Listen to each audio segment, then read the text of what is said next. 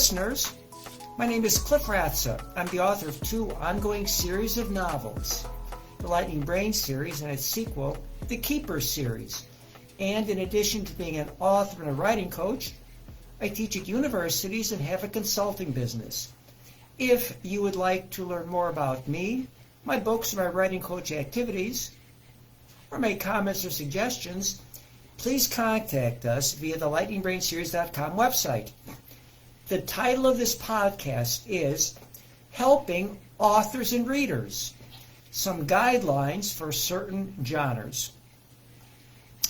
And it is meant to tell you that readers and authors alike should enjoy hearing what it says.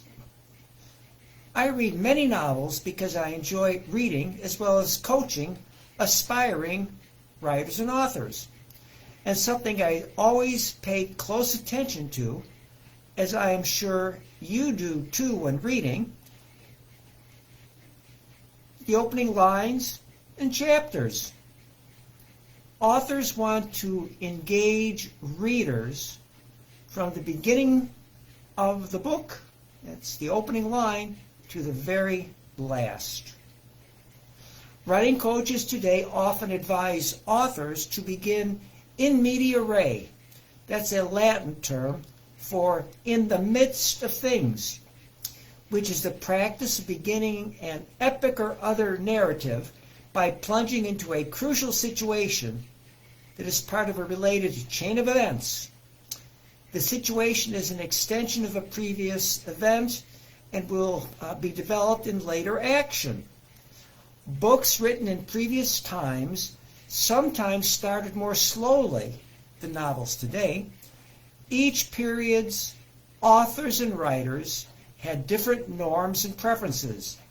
But today, given the pace of contemporary life, readers want to get into the story ASAP.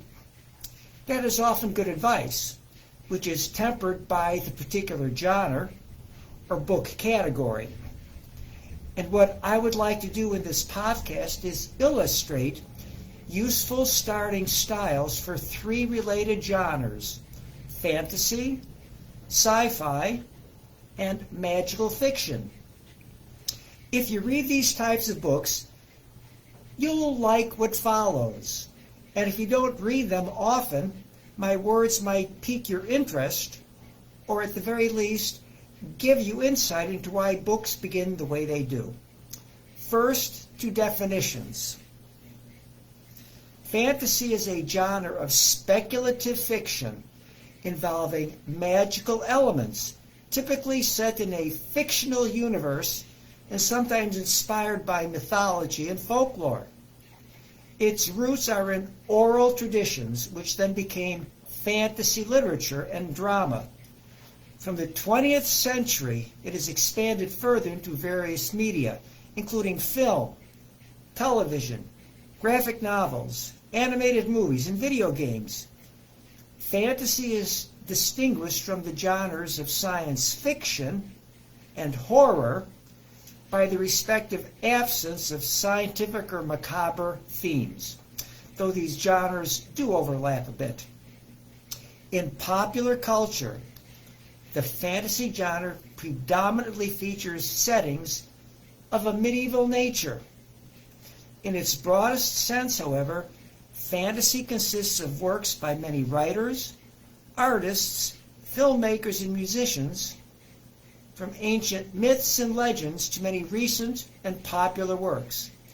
Fantasy literature is literature set in an imaginary universe, often but not always without any locations, events, or people from the real world. Magic, the supernatural, and magical creatures are common in many of these imaginary worlds. Fantasy literature may be directed at both children and adults. I'll mention a couple of popular examples.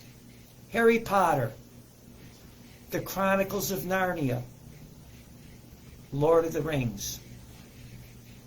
Science fiction, sometimes shortened to sci-fi, is a genre of speculative fiction which typically deals with imaginative and futuristic concepts such as advanced science and technology, space exploration, time travel, parallel universes, and extraterrestrial life.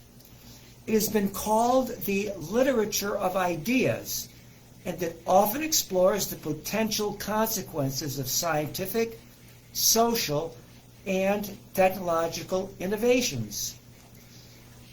Science fiction can trace its roots back to ancient mythology and is related to fantasy, horror, and superhero fiction, and contains many subgenres. Its exact definition has long been disputed among authors, critics, and scholars and readers. Science fiction in literature, film, television, and other media has become popular and influential over much of the world. Besides providing entertainment, it can also criticize present-day society, and it is often said to inspire a sense of wonder. Here are two outstanding examples from movies: Star Wars and Star Trek. And here are a couple that went from books to movies: Frank Herbert's Dune series and H.G. Wells' The Time Machine and War of the Worlds. And then there's magic realism. Magic realism, also known as magical realism or marvelous realism, is a 20th century style of fiction and literary genre. The terms were influenced by an eponymous German painting style in the 1920s. As a literary fiction style, magic realism paints a realistic view of the modern world while also adding magical elements, often dealing with the blurring of the lines between fantasy and reality. Magical realism, perhaps the most common term, often refers to the literature in particular with magical or supernatural phenomena presented in an otherwise real-world or mundane setting, commonly found in novels and dramatic performances. Despite including certain magical elements, it is generally considered to be a different genre from fantasy because magical realism uses a substantial amount of realistic detail and employs magical elements to make a point about reality, while fantasy stories are often separated from reality.